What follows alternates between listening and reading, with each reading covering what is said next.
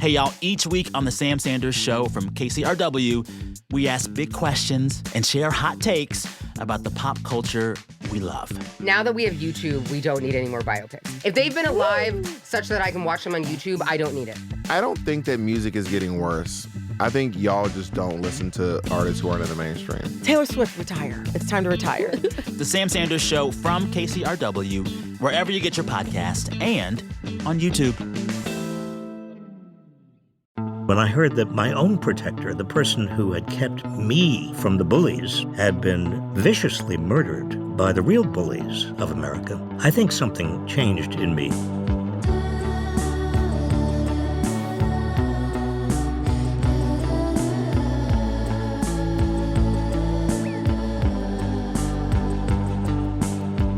You're listening to Life in 7 Songs. From the San Francisco Standard, I'm Sophie Behrman. Joining us on the show this week is Robert Reich, one of America's leading critics of wealth inequality. His tenure as Secretary of Labor under Bill Clinton in the 90s saw him championing the little guy, pushing for fair wages, paid family leave, and a robust middle class. Beyond the White House, he's written 19 books and for years taught an extremely popular course at UC Berkeley called Wealth and Poverty.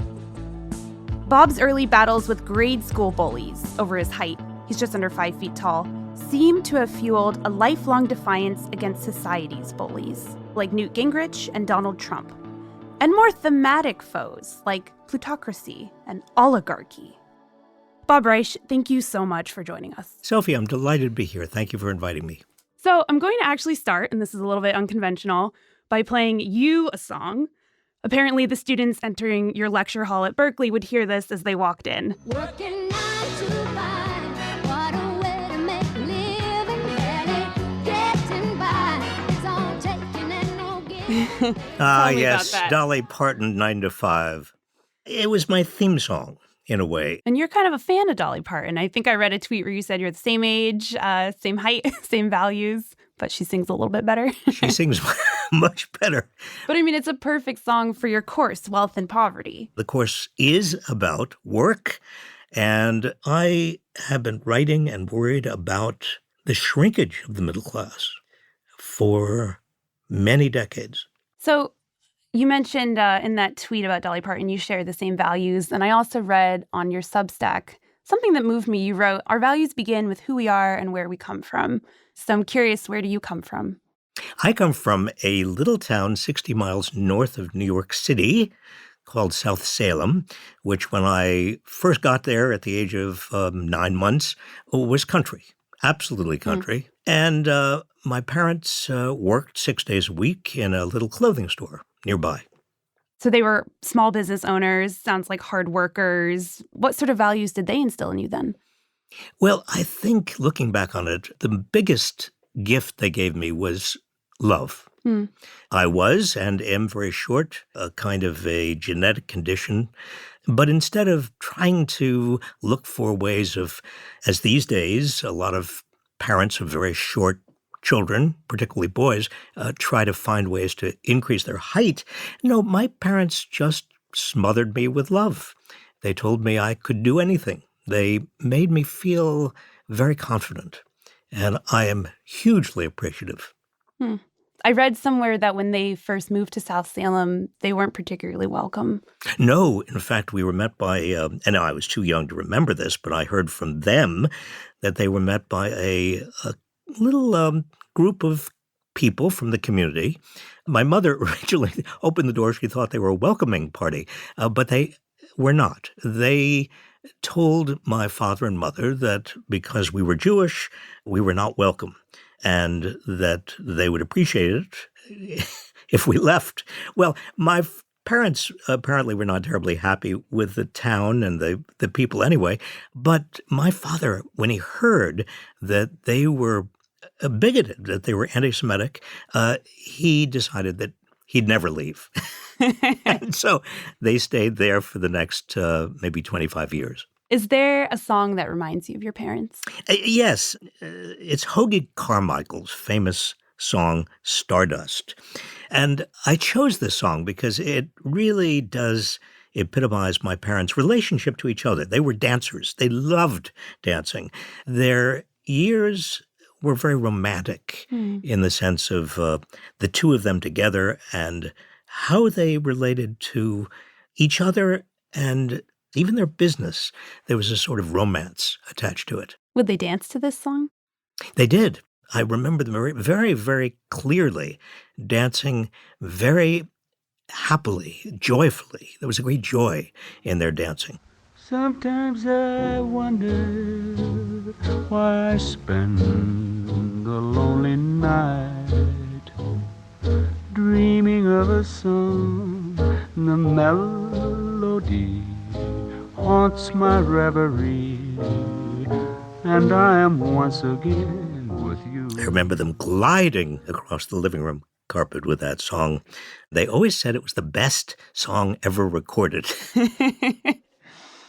So what was kindergarten and elementary school like for you?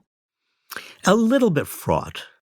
When you're as short as I was and am, the bullies really did see me as vulnerable. At the bus stop or in school on the playground, I was constantly worried. And even in kindergarten, I went into the boys' room one day, and you wouldn't think second graders could be menacing, but to a 5-year-old they were. And they threatened to hold me upside down, put my head in the toilet.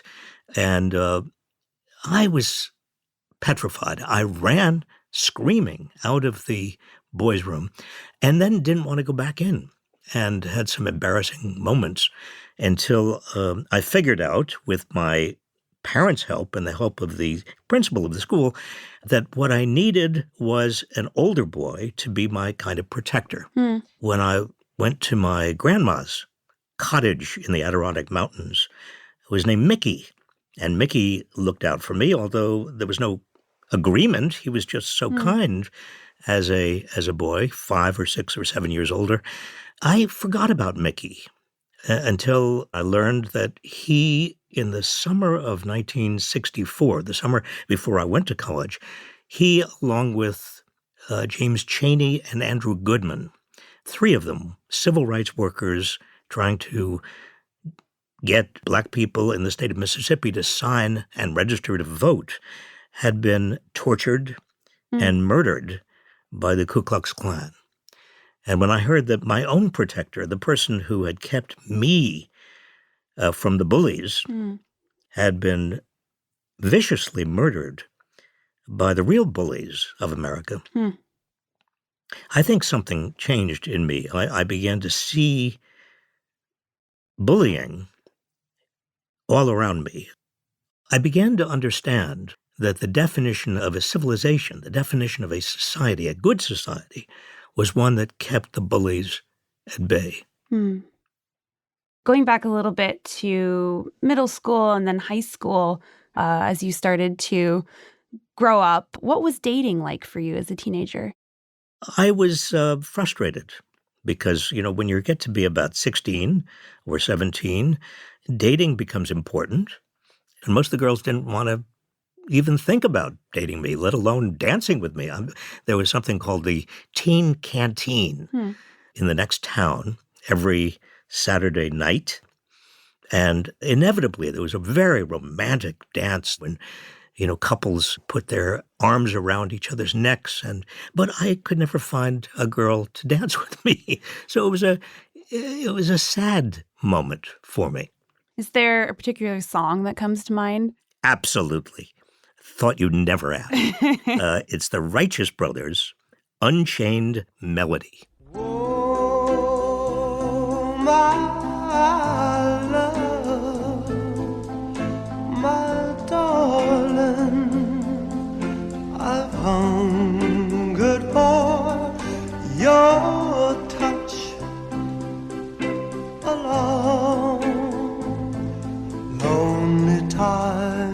I desperately wanted to have my arms around one of those girls, and they did not want it.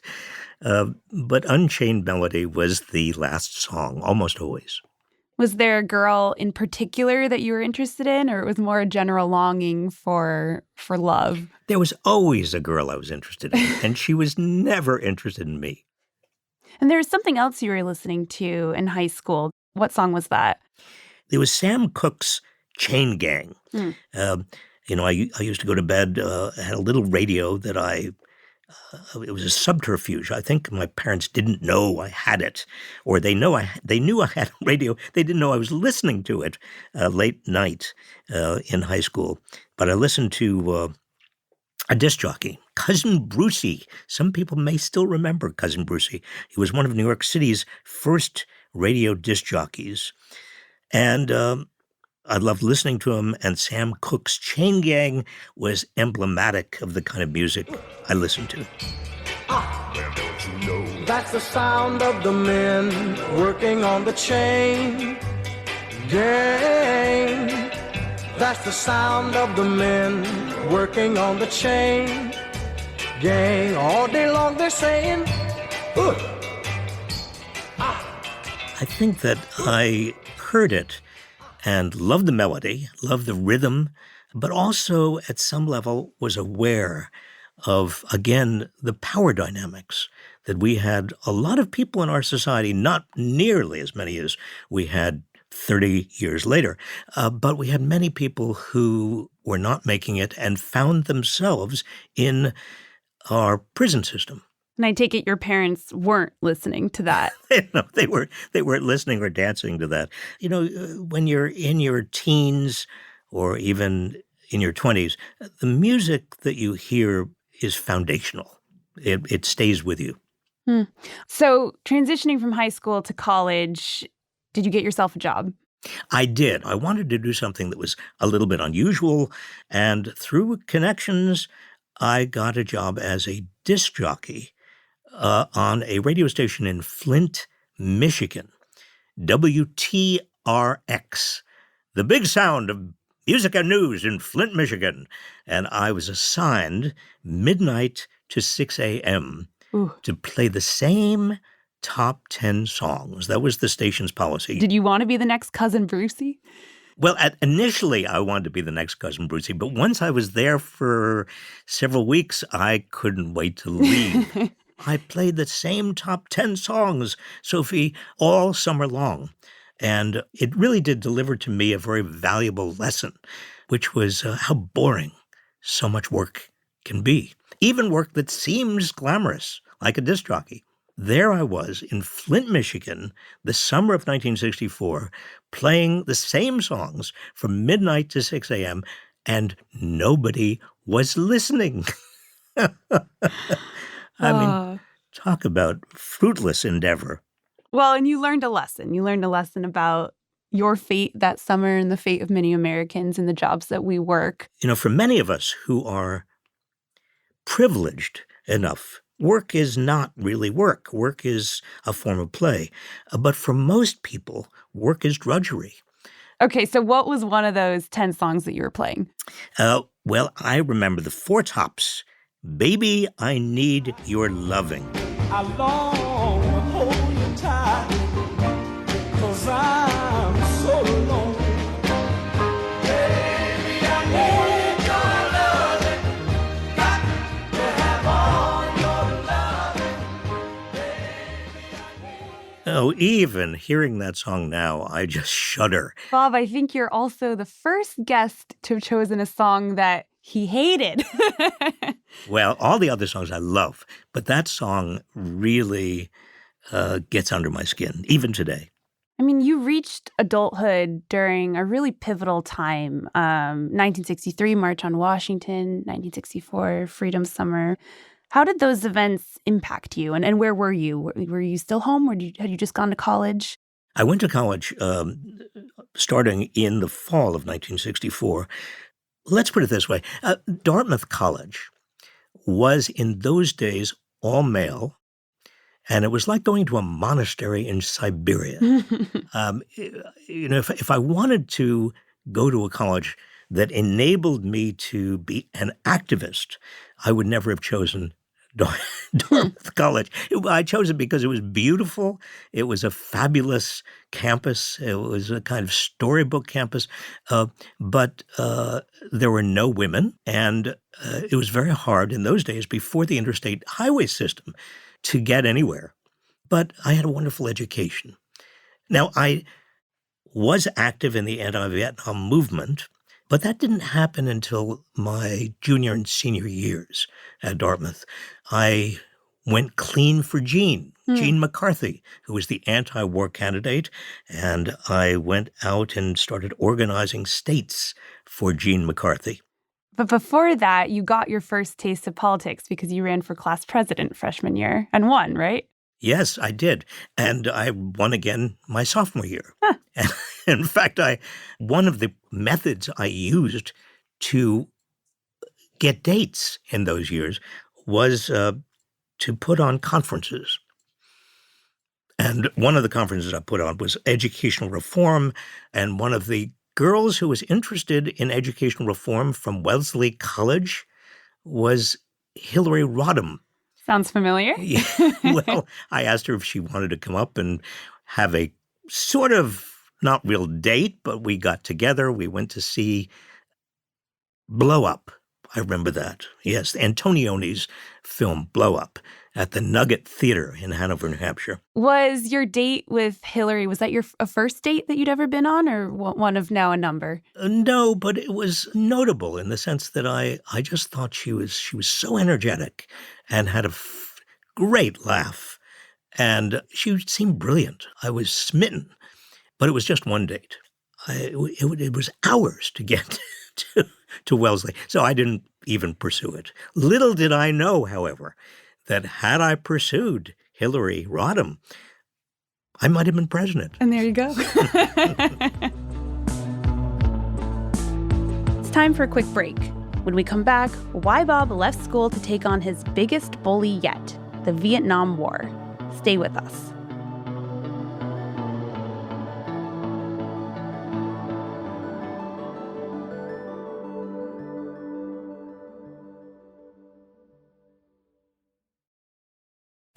Hey everyone, I want to recommend a podcast. Hard Knocks is a show about resilience, self-discovery, and finding meaning after chaos, hosted by Amanda Knox. Each week, Amanda sits down with fascinating guests, writers, thinkers, artists, to explore how we learn, grow, and rebuild ourselves after life knocks us down. Amanda brings humor, honesty, and hard-earned perspective to every conversation, drawing on her own experience of being wrongfully convicted and rebuilding her life. Amanda was a guest on Life in 7 Songs in one of our most moving episodes, opening up about how music became a lifeline during her years of wrongful imprisonment. On our show, she spoke candidly about turning pain into wisdom and also about how we're all so much more than our worst moments. If you liked that episode, you'll love her show, available wherever you listen to podcasts. I'm Jesse Alejandro Cottrell. And I'm Emily Dreyfus, and this is Pacific Standard Time. We have stories from all over the state of California, all the big battles that are happening here. Prop 50, housing affordability, tech, and immigration. And we're really excited to bring you the stories about how California is dealing with what it means to be alive in 2025. Subscribe to Pacific Standard Time, a new weekly show from the San Francisco Standard. We'll have new episodes every Wednesday starting November 19th, wherever you get your podcasts.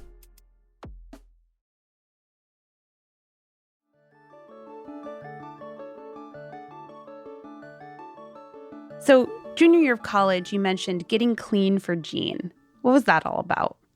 This was an era where we were all very hairy. The men had beards, but we wanted to appeal to the Midwest, to the swing states. And so the McCarthy campaign was very insistent that we all get very clean for Gene. And I went out in my little Volkswagen, left college. Dartmouth was not terribly happy about it. Like during the school year, you just headed off? Yeah. Oh. Yeah. I just headed off. I was so upset about the Vietnam War. I wanted to do something, and it was escalating. More and more of my friends from home, particularly, who did not get deferments from college were being drafted and sent to Vietnam. So I had to do something. You drove across the country. Is there anything playing on the car radio? Yes, the one I remember is the Beatles' Lady Madonna. Lady Madonna, children at your feet. Wonder how you manage to make ends meet. Who finds the money when you pay the rent? Did you think that money was heaven sent? Friday night arrives without a suit. You know, it's interesting, Sophie. Until this moment, I didn't realize how many of the songs I chose have to do the work. So subconsciously, I'm still labor secretary here. But yes, Lady Madonna was on the radio, and it's upbeat and optimistic, but also has this undercurrent of anger. Sure. I mean, the lyrics essentially give an account, at least by my interpretation, of an overworked, possibly single mother who every day of the week a new problem presents. Absolutely. And why it's such a happy song, I don't know, but it's not really. It does bring back a mood. It was excitement as I went across the country, but also anger and fear. I can't even describe, and it's very hard for me to evoke years later, the degree of upset in my generation that Vietnam and the Vietnam War and the draft created. Did you fear for yourself as well, or did you always know that you would be somewhat spared? Well, I thought I would be spared in the sense that I had read the Army regulations, and if you were under 5 feet tall, you were not going to be drafted. But I wasn't sure. And I was out in California at the time. I went to the Oakland Induction Center because I got my induction notice. I assumed that I would be easily dismissed, but the examining sergeant, he saw me coming, and his eyes lit up, and he smiled broadly. I didn't know why, but I got up to his desk, and he said, "You're very short." I said, yes. He said, "You're exactly what we need. We're looking for tunnel rats to flush the VC out from under the rice paddies with hand grenades." And I just thought that was the end. But regulations are regulations, and I was 4'11", and he could not accept me. Wow.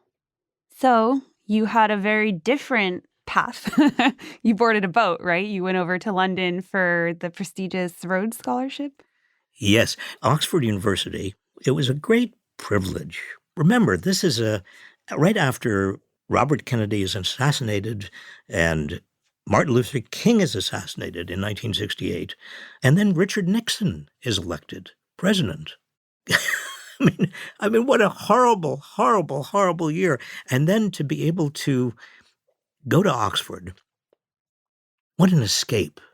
A good escape, then. Oh, it was a fabulous welcome escape. But I knew it was an escape. You know, this tension in my head at the time, the privilege of being a graduate student there, a Rhodes Scholar.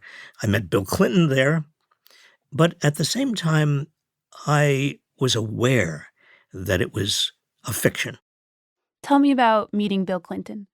We were all took the SS United States over there. It was a tradition. It was a 6-day journey.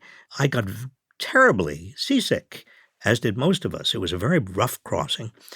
And there was a knock on my door. And I opened the door, and there was a tall, gangly Southerner with chicken soup in one hand and crackers in the other. He said, I hear you weren't feeling too well. I thought these might help.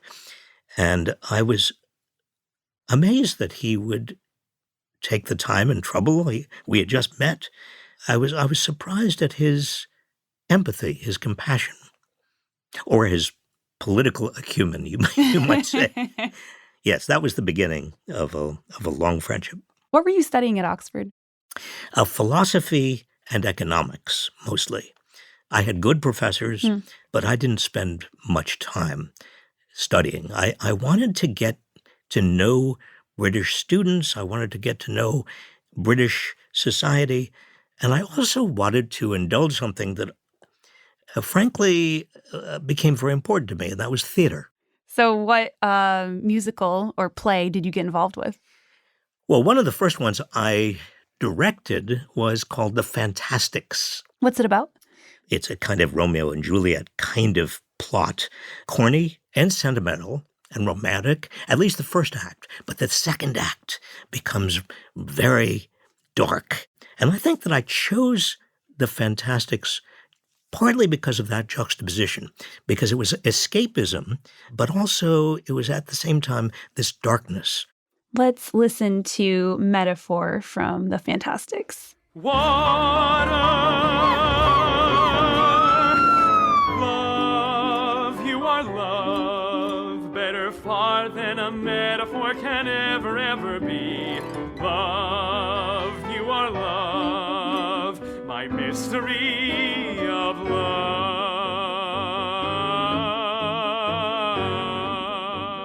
How did it turn out? Was it good? Oh, it was splendid. It got wonderful reviews and people loved it. I think Bill Clinton came to see it. But it was just great fun. It was one of the highlights, I think, of my life in terms of just sheer fun. Well, I wasn't surprised to see that you chose musical theater because I've watched your TikToks and your YouTubes and you are a performer. So I don't know if that rings true to you, but to me it makes perfect sense. But I cannot sing, Sophie. I have an awful voice. Well, was there ever a point where you thought, maybe I'll go into theater, directing or producing? I mean, was there ever that turning point in life? There was a moment when I was at Oxford. I really did have to decide between public affairs and theater. And I chose public affairs because I just didn't have the confidence that I could make it in the theater. There's one more song we should talk about. And you mentioned loving Oxford and yet knowing in the back of your mind that you needed to go back to America. Is there music you were listening to that reminded you of that tension? Yes, Leonard Cohen, his music, he was a Canadian, a composer, a singer, but a brilliant, brilliant poet as well. And he wrote about the dark side of America. And remember, this is a time when civil rights and Vietnam really are beginning to impinge on the idealized notion that America had of itself. Leonard Cohen's lyrics, his music, found a receptor in me in my days of being in graduate school. Suzanne was very romantic, but it was also, well, why don't we hear it? Suzanne takes you down to a place by the river. You can hear the boats go by. You can spend the night forever. And you know that she's half crazy. And that's why you want to be there. Judy Collins sang many songs that were written by Leonard Cohen, and Suzanne is the most famous. It was sentimental and romantic, but it was also subversive. Those chords, those notes were in a minor key, and those minor keys that Leonard Cohen used were a kind of emotional signal that things are not good. And you felt a calling to return at some point. I knew I had to. And the question was, what was I going to do? How was I going to take on the bullies of America, American society? I didn't know. Did you have a sense at that point of who you were, who you'd fight, how you'd get there? I don't know. Time magazine did an article on the class of 1968, and I was one of the people they chose. The headline from my section was "The Smallest Big Man on Campus." I engaged with bullies, really beginning with the Vietnam War. And the biggest bully then as many people remember from those days, was Lyndon Johnson. I just felt that social justice required good people to be heard, to stand up, to prevent the bullying. You've accomplished a lot. What are you most proud of? Well, my years, both as Secretary of Labor and also arguing before the Supreme Court, are sort of standing out for me. The Family and Medical Leave Act was important. At the time, it was a major breakthrough. Businesses didn't want it. The big business lobbies in Washington put up a huge fuss. But it was and is important. Although most other advanced economies, advanced nations, they have paid family leave. We don't have paid leave. I'm also, looking back, proud of what we did to close down sweatshops across America, and also raising the minimum wage. But I think teaching, I began teaching in 1981. I ended last year. I taught many thousands of students, and I'm proud of that. Even if a small fraction of them went on, or have gone on, or will go on to changing the world for the better, I will have accomplished what I set out to. And this is my last question. Bob, how do you want to be remembered? As a teacher. Thank you so much for joining us. Thank you, Sophie.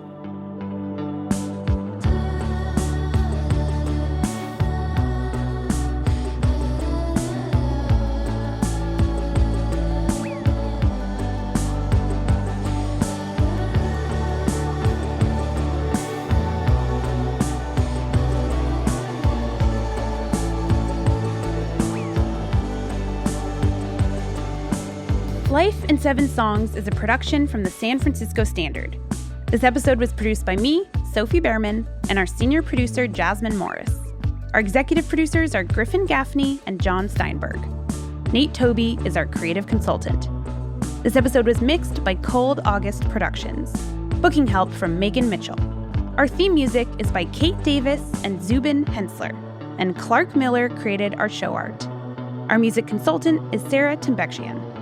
You can find this guest's full playlist at sf.news/Spotify. I'm Sophie Behrman. Thanks for listening, and see you next time.